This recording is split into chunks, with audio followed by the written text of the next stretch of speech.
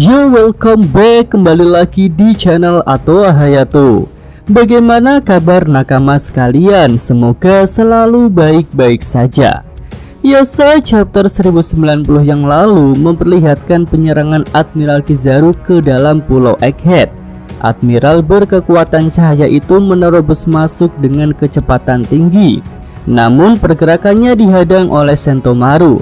Keduanya pun terlibat bentrok di bagian akhir chapter lalu. Nah, Luffy sendiri tampak sangat terkejut saat melihat kilauan cahaya bentrokan yang berasal dari bawah. Pertarungan Kizaru versus Sentomaru ini sepertinya tidak akan berjalan lama, karena keberadaan Sentomaru yang sangat mengancam bagi rombongan Super Buster Call yang ada di perairan Pulau Egghead. Di chapter lalu, Sentomaru sudah memberikan perintah kepada para pasifista Mark III untuk menyerang kapal-kapal angkatan laut yang ada di pantai. Mungkin di chapter depan kita akan melihat bentrokan hebat di pantai antara pasifista Mark III versus kapal-kapal angkatan laut. Lalu para wakil admiral dan para pengguna Rokoshiki bisa sudah turun tangan untuk menghadapi pasifista model terbaru itu. Nah, untuk menghentikan ancaman 50 pasifista Mark III ini, jalan terbaiknya adalah segera menjatuhkan Sentomaru.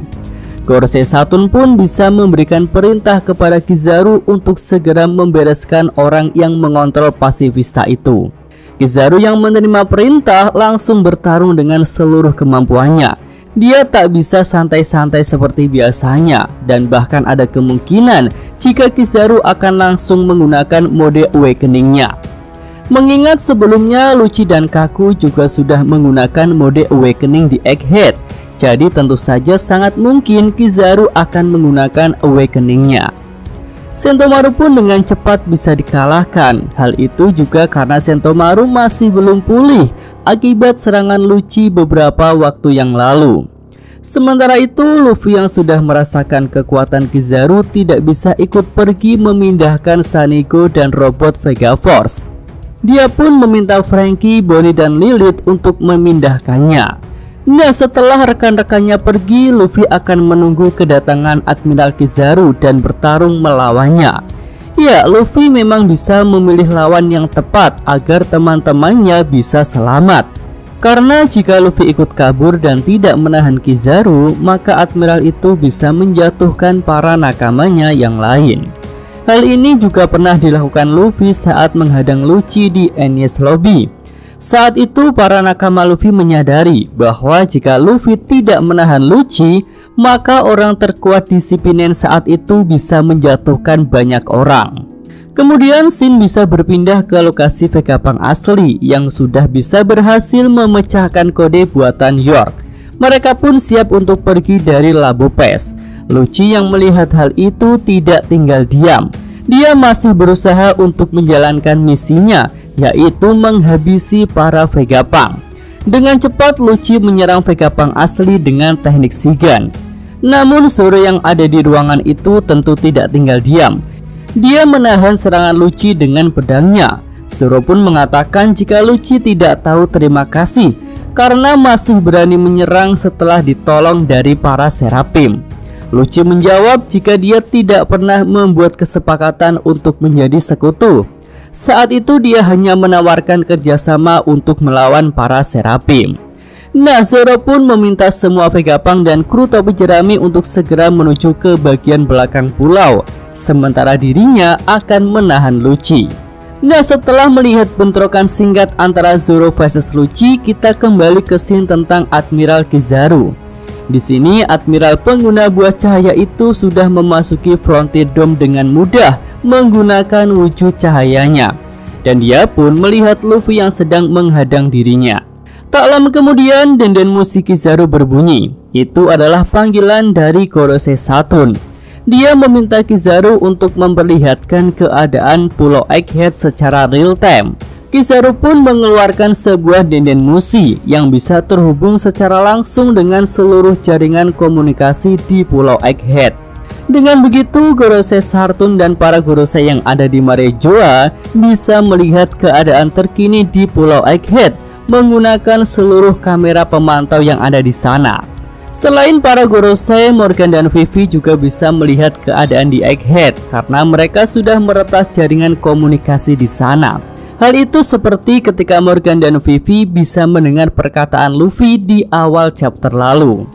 Nah, selanjutnya dengan nada bicara khasnya, Kizaru meminta Luffy untuk menyerah karena sudah ada 100 kapal angkatan laut yang mengepung pulau Egghead. Namun Luffy tentu tidak mau. Dengan bersemangat Luffy mengatakan jika dia dan kru topi jerami yang lainnya tidak seperti 2 tahun lalu yang bisa dikalahkan dengan mudah. Saat ini mereka sudah menjadi salah satu bajak laut Yonko yang merupakan 4 bajak laut terkuat di dunia. Nah, perkataan Luffy itu bisa terdengar ke seluruh pulau, ke lokasi Gorosei dan juga ke lokasi Morgan. Kita bisa melihat ekspresi senyum penuh keyakinan dari kru topi jerami setelah mendengar perkataan dari Luffy. Ya, selanjutnya tanpa basa-basi Kizaru melakukan serangan dengan cepat. Luffy pun langsung menggunakan mode terkuatnya, yaitu mode Gear 5. Luffy bisa menghindari serangan Admiral Kizaru dengan pergerakan yang kocak. Nah, di sini kita bisa melihat ekspresi para Gorosei yang akhirnya bisa menyaksikan wujud Gear 5 Luffy secara real time. Setelah serangan pertamanya gagal, Kizaru melakukan serangan kedua. Namun kali ini Luffy tidak menghindar. Dia berusaha menahan serangan Admiral Cahaya itu, dan tanpa terduga oleh Kizaru, tubuh cahayanya itu malah bisa disentuh oleh Luffy, dan bahkan Lucci bisa mengunci pergerakan Kizaru dengan mudah.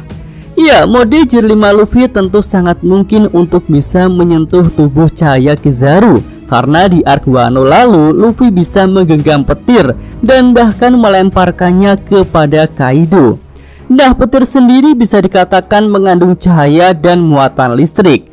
Jadi jika petir saja bisa dipegang, maka harusnya cahaya biasa juga bisa dipegang.